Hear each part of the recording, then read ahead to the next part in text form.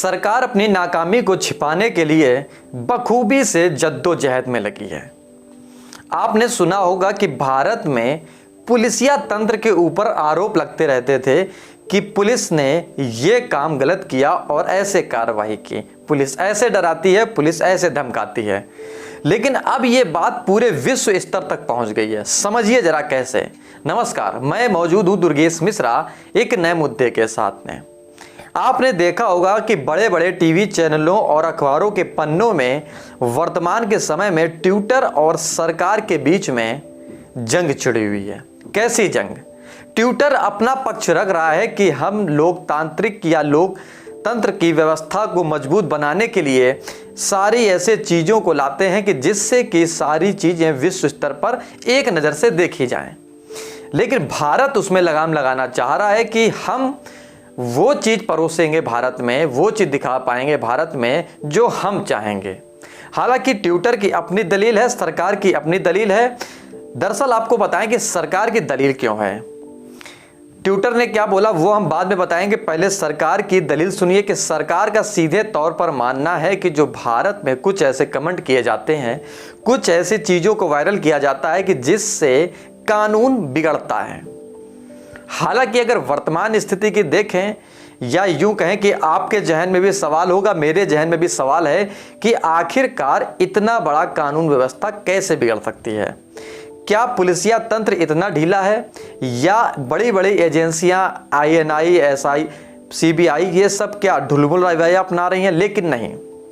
दरअसल दूसरा मकसद इसका यह है कि कहीं ना कहीं जो तस्वीरें सोशल साइट्स पर, चाहे वो ट्विटर हो, चाहे वो व्हाट्सएप हो या अन्य हो, वायरल होती हैं, उसमें सरकार की छवि धूमिल होती है।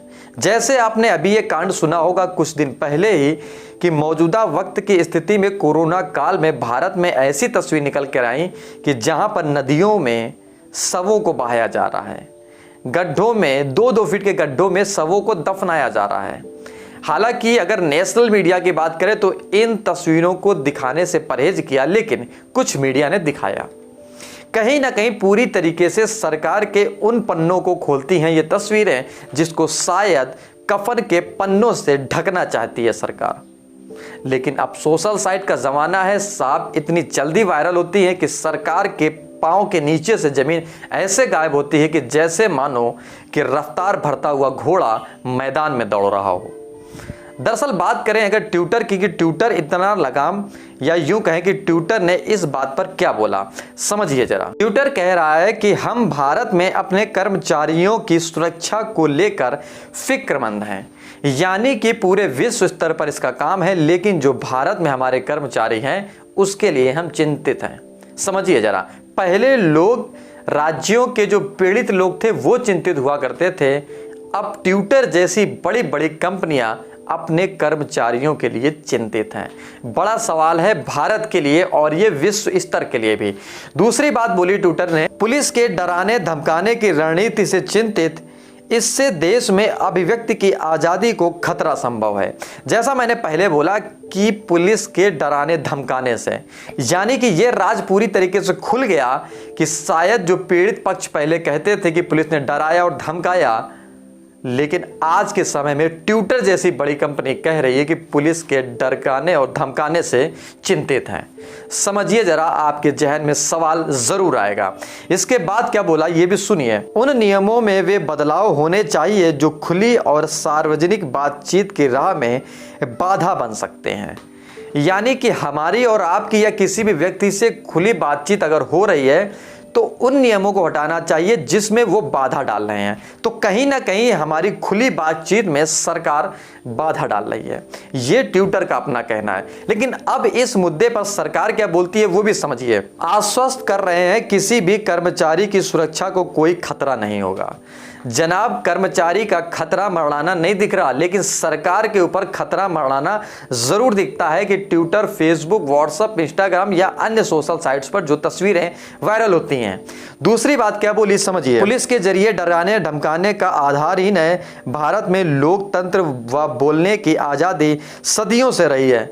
साहब, ये कोई बताने वाली बात नहीं है, ये तो महसूस करने वाली बात है कि जो अब सवाल लोगों के जहन में आ रहे हैं कि लोकतांत्रिक शब्द क्या सिर्फ जवान के लिए ही रह गया है?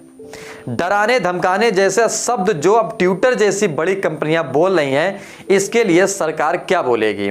पुलिसिया तंत्र क्या बोलेगा? या यूं कहें कि कमांड करने वाले इन सब चीजों को क्या बोलेंगे? तीसरी बात क्या बोली सरकार ने, सुनिए। ट्विटर की नीतियां खुद पारदर्शी नहीं, खाते डिलीट कर दिए जाते हैं तो कभी पोस्ट हटा दिए जाते हैं। साहब, ट्विटर एक कोई घर में आलू बेचने वाली, इलाके में सब्जी बेचने वाली कंपनी नहीं है। ये पूरे विश्व स्तर पर लगभग काम करने वाली कंपनी है और पारदर्शिता के मामले में कह सकते हैं कि कहीं ना कहीं अव्वल रहती है। अब अगर उस पर आरोप लगाएं कि ये डिलीट कर दिए जाते हैं, तो ट्विटर एक अपने आप में भी संवेदनशील कंपनी है कि कहीं ना कहीं ऐसे बयानों को जारी किया जाता है या हटाया जाता है तो उसके लिए जिम्मेदारी कंपनी की होती है। लेकिन पूरे मामले में सरकार का जो रवैया है वो अब लगाम लगाना चाह रही है कि ट्विटर खुद में कुछ भी डाला जाए, लेकिन सरकार जब चाहे जैसे चाहे उस पर निगरानी रखे और जैसे चाहे उसको हटा सके।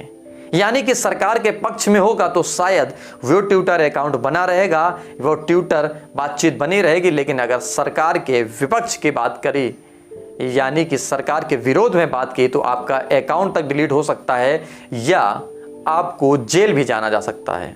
नमस्कार, अगर आपको ये वीडियो पसंद आया हो, कुछ जानकारी मिल पाई हो तो लाइक कमेंट शेयर जरूर करें और हाँ, अगर आपने चैनल सब्सक्राइब नहीं किया तो सब्सक्राइब करें और छोटी सी बेल आइकन पर ऑल बटन पर जरूर दबाएं।